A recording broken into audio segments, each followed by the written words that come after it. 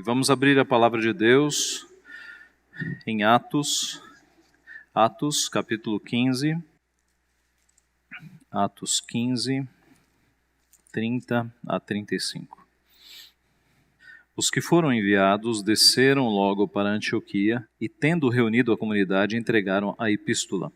Quando a leram, sobremaneira se alegraram pelo conforto recebido.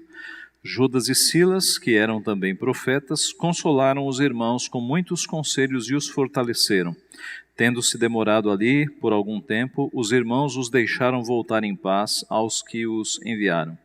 Mas pareceu bem a Silas permanecer ali. Paulo e Barnabé demoraram-se em Antioquia, ensinando e pregando com muitos outros a palavra do Senhor. Vamos orar? Pai Santo, nós queremos te agradecer por tua palavra, que nos edifica, que nos alegra, que nos fortalece. Te agradecer porque pela tua bendita providência e preservação, o Senhor fez com que estes textos chegassem até nós inalterados, relatando tudo o que aconteceu com o teu povo no passado e servindo, Pai, de alimento para a nossa vida nos nossos dias. Abençoa-nos então, é o que nós te pedimos, alimenta o nosso coração. Ó Pai, mostra os caminhos onde nós temos errado, para que eles possam ser corrigidos pelo Senhor. Dá-nos um coração ensinável, para que, ouvindo a tua repreensão, nós nos disponhamos a te obedecer. É o que nós pedimos, te agradecemos, em nome de Jesus. Amém. Meus irmãos, existem muitos crentes fracos e tristes, porque não têm se preocupado em ler a palavra, em se alimentar da palavra diariamente. A palavra torna-se apenas algo para ser lido no domingo, ou quando muito, rapidamente em algum dia da semana. Imagine se você fizesse a mesma coisa com alimento físico. Se você só se alimentasse no domingo e de vez em quando durante a semana. Imagine como estaria o teu corpo, a tua fraqueza física, se você fizesse isso com alimento físico. O que dizermos então de como está o corpo daqueles que tratam a Bíblia como se não fosse alimento? Não percebem a necessidade que nós temos de nos alimentarmos dela diariamente, todos os dias. A palavra é alimento, é o fortificante do nosso espírito. Assim como o alimento físico produz energia para o corpo físico, a palavra de Deus produz energia para a nossa alma, a força que nós precisamos. Crentes que não leem a Bíblia todos os dias acabam ficando fracos e acabam ficando tristes também. Falando em tristeza, um grande número de casos de depressão seria evitado se crentes fossem mais zelosos na leitura da palavra de Deus. Observe, eu não estou dizendo que depressão só tem a ver com causas emocionais.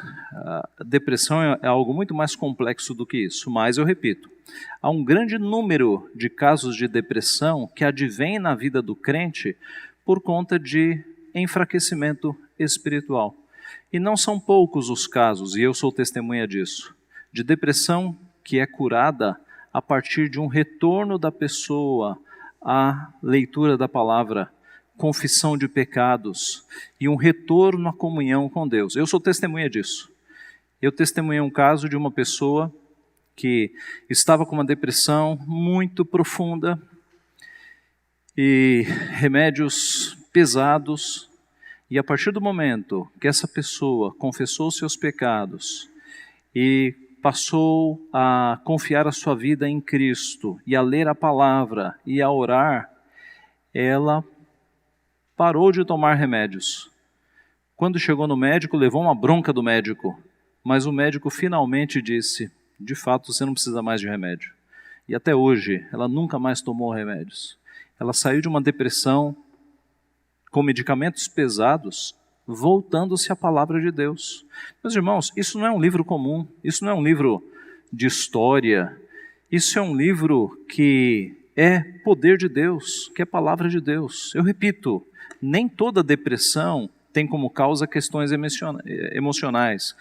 Há depressões que são tratadas sim com remédio, tem causas até hormonais, mas Há muita depressão que pode ser tratada pela palavra, se a pessoa retornar aos caminhos do Senhor, entregar-se de corpo e alma, de todo o seu entendimento, amando ao Senhor e retornando ao fortalecimento da palavra de Deus. As pessoas geralmente subestimam o poder da palavra de Deus. As pessoas não percebem o poder que nós temos aqui nestas páginas, meus irmãos. O remédio que é isso daqui. As pessoas subestimam isso e se afastam. E aí passam a ter as consequências deste afastamento.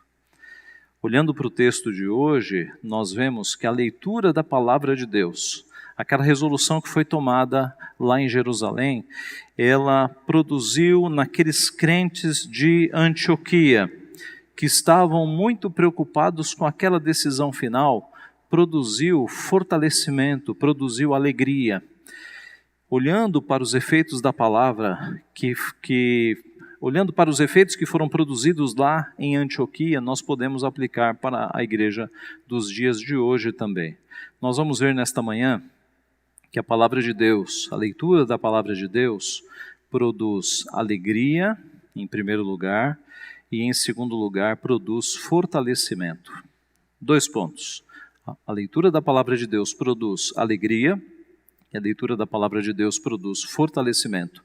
Foi isso que aconteceu em Antioquia, e eu não tenho dúvida de que é isso que acontece nos nossos dias, quando nós nos aplicamos à leitura da palavra de Deus. O verso 30 começa dizendo que os que foram enviados desceram logo para Antioquia. Há alguns domingos nós vimos que, logo após o término do concílio de Jerusalém, Paulo, Barnabé, Judas e Silas, esses 4 homens, foram enviados para levar a mensagem de Deus à igreja de Antioquia. Esta mensagem, chamada aqui de epístola, era extremamente curta, 5 linhas, talvez. Mas observe o cuidado pastoral, para que aquela resolução não descesse de cima para baixo, sem explicações, sem o cuidado pastoral, foi que a igreja mandou 4 homens, não apenas para levar aquela mensagem, mas para explicar aquela mensagem, mostrar qual foi o espírito da decisão, tirar dúvidas. Foi um cuidado pastoral que eles tiveram. Diz o texto que, tendo reunido a comunidade, entregaram a epístola. A epístola aqui é a carta que vai com esta resolução, né? E a resolução, vocês se lembram, ela diz que os crentes deveriam agora considerar que eles, gentios, estrangeiros, não judeus, iam se assentar numa mesma mesa que gentios, e por isso eles tinham que ter um cuidado, digamos, pacificador com algumas questões. Não comer carnes ensanguentadas de animais sufocados, carnes sacrificadas a ídolos, consertarem as suas relações afetivas, né, se absterem das relações sexuais ilícitas. Então era uma resolução que iria servir para que judeus e gentios, que eram tão diferentes, mas que estavam unidos por Cristo, tivessem comunhão, sentassem-se numa mesma mesa. E eles levam essa epístola, reúnem a igreja e leem a epístola para a igreja. Possivelmente o presbítero ou os presbíteros da igreja fizeram esta leitura, porque no Novo Testamento este é um procedimento padrão. As cartas que Paulo escreve para as igrejas são recebidas pelo presbítero ou pelos presbíteros da igreja, que reúnem o povo de Deus, inclusive as crianças, e eles leem a carta de Paulo, né? Algumas cartas no Novo Testamento foram circulares. Isso significa que a carta chegou em Éfeso, por exemplo, a igreja foi reunida, o presbítero leu a carta de Paulo inteira, o povo prestou atenção, enrolou-se a carta e mandou para a Galácia, para que ela circulasse nas igrejas da Galácia. Veja, os crentes não tinham o privilégio que nós temos de ter tudo escrito. Os crentes ouviam a leitura da carta inteira e guardavam no coração. Talvez alguém fizesse alguma anotação, o que é muito difícil, porque os meios de anotação da época não eram fáceis como os que nós temos hoje, não é? Nem havia nenhuma forma de gravar. Então os crentes, eles ouviam a leitura da epístola com toda a atenção, porque ela não ia ficar lá, ela ia ser lida e iria para uma outra igreja. E aqui aconteceu assim, o texto foi lido, mas esses 4 servos do Senhor estavam ali para explicar a resolução, para passar um tempo com eles, tirando dúvidas. Diz o texto que quando a leram, sobremaneira se alegraram pelo conforto recebido. E aqui é o nosso primeiro ponto. Quando a leram, sobremaneira se alegraram pelo conforto recebido. Uma outra tradução, a NVT, traduz assim: houve grande alegria em toda a igreja no dia em que leram esta mensagem animadora. Então, a ênfase aqui está na alegria. Aqueles crentes, irmãos nossos, estavam aguardando com ansiedade aquela decisão. Será que nós vamos ter que passar pela circuncisão para ser membros da igreja? E a resposta do Concílio de Jerusalém foi: vocês não precisam observar mais nada além destas recomendações que nós passamos para vocês. Se abstenham das relações sexuais ilícitas, não comam carne sufocada, carne sacrificada a ídolos e assim por diante. Está no verso 29, né? Que vos abstenham das coisas sacrificadas a ídolos, bem como de sangue, de carne de animais sufocados e das relações sexuais ilícitas. Então nada tinha a mencionar a questão da circuncisão. Os crentes poderiam fazer parte da igreja, a circuncisão ficou para o passado. A forma de entrar na igreja agora é o batismo, né? Não tem mais nada de circuncisão.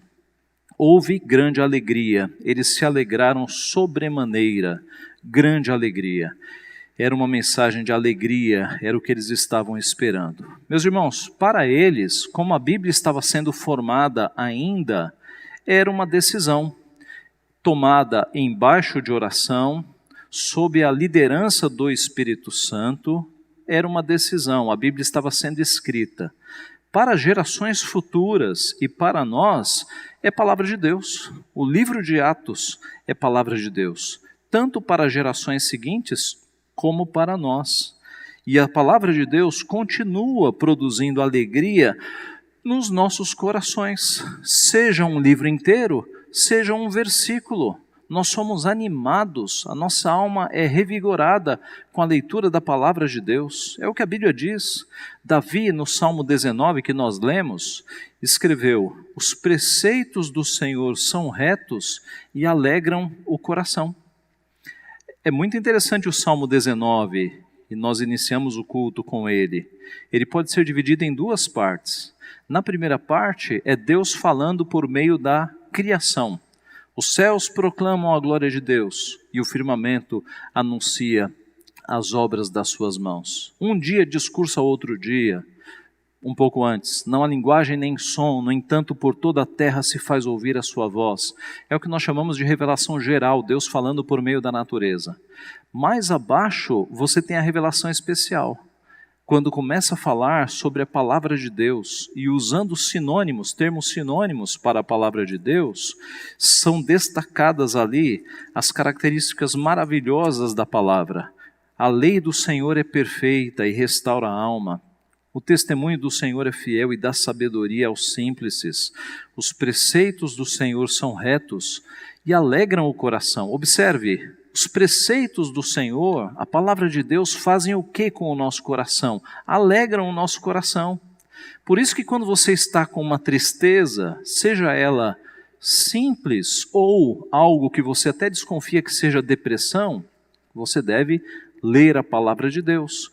Porque a Bíblia diz que os preceitos do Senhor alegram o nosso coração. A palavra de Deus produz alegria no nosso coração.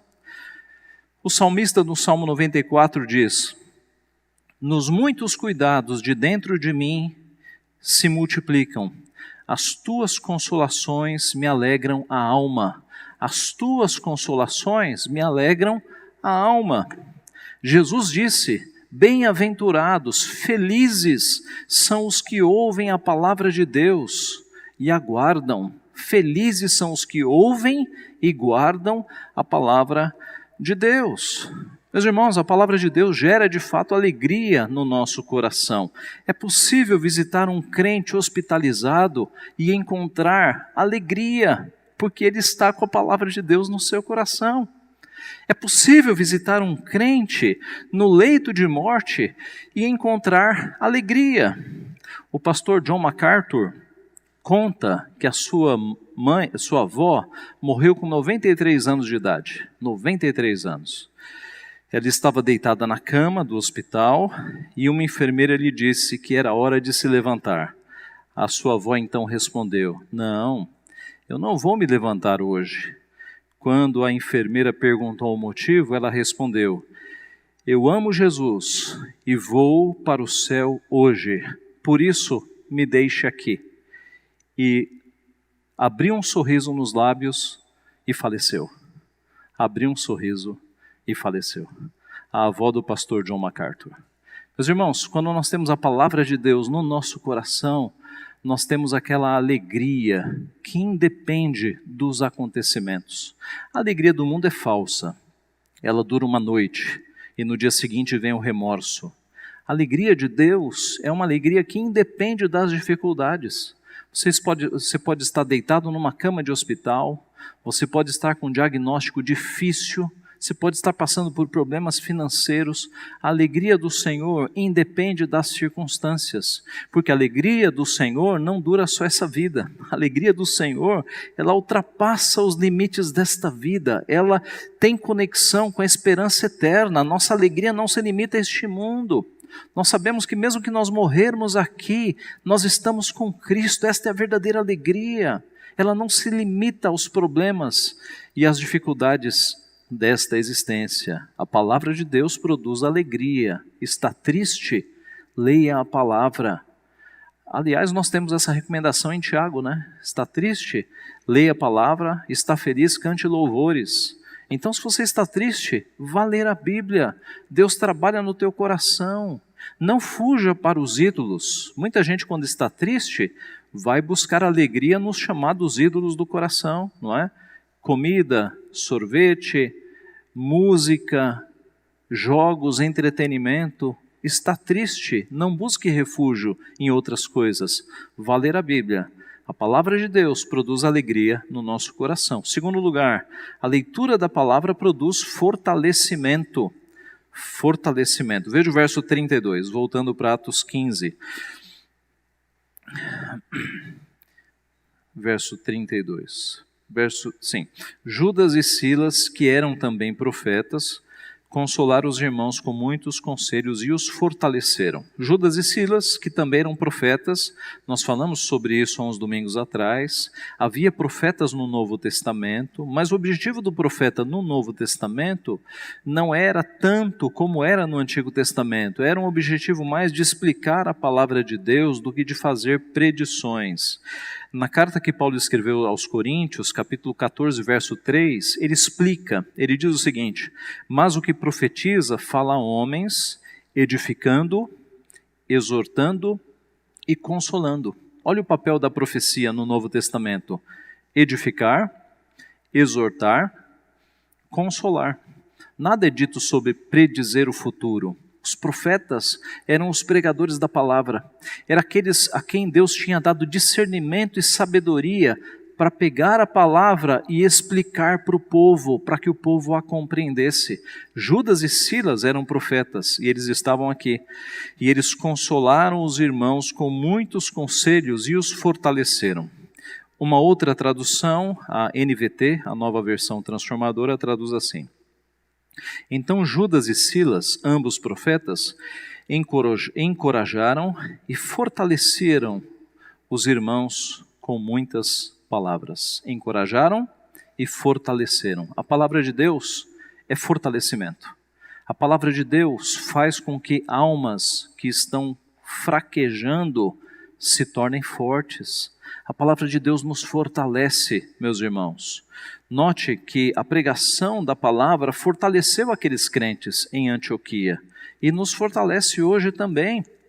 Salmo 119, verso 28 diz assim: a minha alma de tristeza verte lágrimas, fortalece-me, segundo a tua palavra. Olha onde o salmista foi buscar forças. Na palavra. A minha alma de tristeza verte lágrimas. Fortalece-me segundo a tua palavra. Você está se sentindo fraco? Leia a palavra. Leia esperando que Deus vá falar com você, porque Ele fala. Ele fala por meio da palavra. Eclesiastes 7,19. A sabedoria fortalece ao sábio, mais do que 10 poderosos que haja na cidade. A sabedoria fortalece o sábio. Provérbios 10:29. O caminho do Senhor é fortaleza para os íntegros. Onde é que a gente busca força? Nos caminhos do Senhor, na palavra. Romanos 1,16. Pois não me envergonhe do Evangelho, porque é o poder de Deus para a salvação de todo aquele que crê, primeiro do judeu e também do grego. O Evangelho é o poder de Deus para a salvação. O Evangelho, meus irmãos, não é apenas mais uma teoria, uma hipótese. O Evangelho é o poder de Deus que transforma vidas, que converte pecadores, que faz com que pessoas que já foram tratados por um sem número de especialistas tenham o coração convertido e a vida transformada. Quantas pessoas que largaram vícios por conta da palavra? Quantas pessoas que saíram de caminhos tão errados e tiveram uma transformação de vida por causa da palavra? A palavra de Deus é poderosa, é o poder de Deus. Não são linhas e palavras apenas, é o poder de Deus agindo na palavra. Da mesma forma que a criação do mundo aconteceu com a palavra de Deus, não havia nada, só havia a palavra de Deus. Disse Deus, haja luz, e houve luz. E a palavra de Deus se materializando e concretizando-se e criando todas as coisas com a operação do Espírito, porque o Espírito de Deus pairava por sobre as águas. Hoje é a mesma coisa, é a palavra de Deus iluminada pelo Espírito, transformando corações, mudando comportamentos, resgatando vidas. A palavra de Deus é poderosa. 1 Coríntios 1,18. Certamente a palavra da cruz é loucura para os que se perdem, mas para nós que somos salvos, poder de Deus. Poder de Deus. O versículo é mais atual impossível, não é? A palavra de Deus é loucura, ainda hoje, para os que se perdem, mas para os que creem é poder de Deus. A palavra é poder, fortalece a nossa alma, fortalece o nosso ser. 1 Coríntios 1:24. Mas para os que foram chamados, tanto judeus como gregos, pregamos a Cristo, poder de Deus e sabedoria de Deus. E Efésios 6:10. Quanto ao mais, sede fortalecidos no Senhor e na força do seu poder. Onde é que o crente se fortalece? Na palavra de Deus. É aqui que nós somos fortalecidos pelo Senhor, na força do seu poder. Meus irmãos, a palavra de Deus é de fato poderosa, nos fortalece, reanima as nossas forças. Se você sente que está fraco, leia a palavra de Deus. Quando você entra num consultório médico, e aqui na igreja nós temos vários médicos, presentes. Você entra num consultório e o médico faz lá uma receita e fala, olha, você faça isso a partir de hoje. E você pega aquela receita e você vai para casa e você faz aquilo. Você passa na farmácia, compra os remédios, dá um jeito de não esquecer de tomar os remédios, não é assim? Que tal se você obedecer a Deus com a mesma diligência? Que tal se você considerar a leitura da palavra de Deus como um remédio que a tua alma está precisando? E o médico dos médicos disse, leia todos os dias. Leia todos os dias. Que tal se você obedecer o médico dos médicos e tomar este remédio, que é fortalecimento para a tua alma, todos os dias? Você vai perceber como você vai ficar forte, como você vai sair de alguns problemas, como você vai de fato resolver algumas questões na tua vida. Deus vai te abençoar. Antes de se tornar o evangelista famoso que se tornou, Billy Graham lutou com algumas dúvidas quanto às Escrituras, mas ele se lembra daqueles dias e finalmente ele diz o seguinte: quando aceitei a Bíblia como palavra de Deus autoritativa pela fé, descobri imediatamente que ela se tornara uma chama em minha mão. Aquela chama começou a derreter e a dissipar toda a incredulidade no coração de muitas pessoas, levando-as a se decidirem por Cristo. A palavra tornou-se um martelo, quebrando corações de pedra, moldando os homens à imagem de Deus. Deus não disse: eis que converterei em fogo as minhas palavras na tua boca, Jeremias 5. E não é a minha palavra fogo, diz o Senhor, e martelo que esmiuça a penha, Jeremias 23. Billy Graham continua: descobri que podia fazer um simples esboço e então colocar algumas citações da Bíblia sob cada ponto, e Deus as usava poderosamente, levando os homens a um pleno compromisso com Cristo. Descobri que não tinha que me apoiar em inteligência, oratória, manipulação psicológica, ilustrações hábeis, citações contundentes de homens famosos. Comecei a me apoiar mais e mais nas Escrituras e sentir as bênçãos de Deus. Eis aqui um dos maiores evangelistas que o mundo já viu, mostrando o porquê que as pessoas se convertiam, porque elas ouviam a palavra de Deus produziu conversão. Lutero disse, há muito tempo atrás, 500 anos atrás, que a palavra de Deus fez tudo. Ele disse, nós não fizemos nada, a palavra de Deus fez tudo. E a palavra de Deus que é poderosa, meus irmãos, que é poderosa para converter corações de pedra em corações de carne. O Evangelho é o poder de Deus para a salvação. A palavra de Deus é fogo, é martelo que despedaça a rocha. Como disse Spurgeon, pregador batista, você não precisa defender um leão, basta abrir a jaula e ele se defende. A palavra de Deus é este poder, a palavra de Deus é esta força, este leão.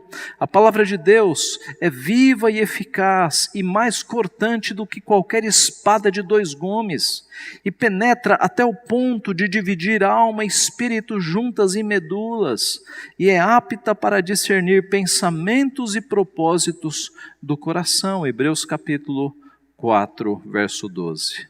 O nosso texto termina dizendo: tendo-se demorado ali por algum tempo, os irmãos os deixaram voltar em paz aos que os enviaram, mas pareceu bem a Silas permanecer ali.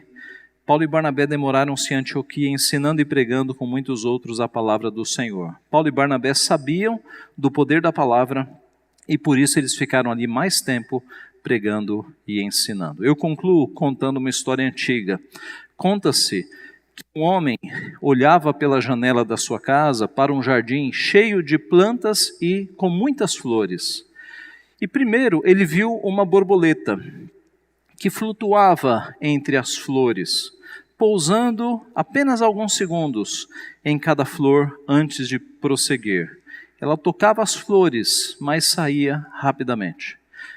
Em seguida, ele viu um homem, um botânico, um especialista em plantas e em flores, com um bloco de notas embaixo do braço e uma lente de aumento na mão. O botânico se inclinava sobre uma flor por longo tempo, observando ali todos os aspectos e fazendo anotações, durante horas, e logo depois ele se retirou. Em terceiro lugar, este homem, olhando pela janela da sua casa, viu uma pequena abelha. A abelha pousava numa flor e ia fundo, extraindo todo o néctar que era capaz de carregar. E a cada flor que ela visitava, ela extraía o néctar da flor, a cada flor em que ela pousava. Assim são os cristãos na sua abordagem da Bíblia. Existem as borboletas que se movem entre um sermão e outro, de uma aula de estudo bíblico para outra aula de estudo bíblico, flutuando por aqui e por ali, mas não adquirindo nada mais além do que uma sensação de bem-estar. Existem os botânicos também, espirituais, que fazem muitas anotações, querem tudo muito explicado, cada ponto, cada vírgula do esboço, vão a fundo no estudo das palavras, mas tiram quase nada das flores. São apenas teóricos. Mas existem as abelhas, os crentes que se parecem com abelhas. Eles entram profundamente em cada flor, cada livro, cada página, cada versículo, extraindo de cada um deles sabedoria, verdade, vida. E isso se torna uma bênção na vida deles. E não apenas uma bênção na vida deles, mas uma bênção para todos os que os rodeiam. Qual dos três é você? Você é uma borboleta, um botânico ou uma abelha? Se você, assim como uma abelha que extrai todo o néctar da flor, for aquele crente que lê a Bíblia com atenção, extraindo sabedoria de Deus de cada página, de cada frase, de cada palavra, aí sim você terá a alegria do Senhor e será fortalecido na força do seu poder. Eu não sei como é que está a tua vida essa semana, mas não é por acaso que isso aqui está sendo dito. Se você está com tristeza, se você está com fraqueza, Deus já disse hoje o que você deve fazer, daqui por diante. Alimente-se da palavra, leia a palavra de Deus, este é o remédio para a tua vida. A palavra de Deus é sobrenatural, ela nos anima, ela nos dá alegria e ela fortalece a nossa alma. Que Deus assim nos abençoe. Amém.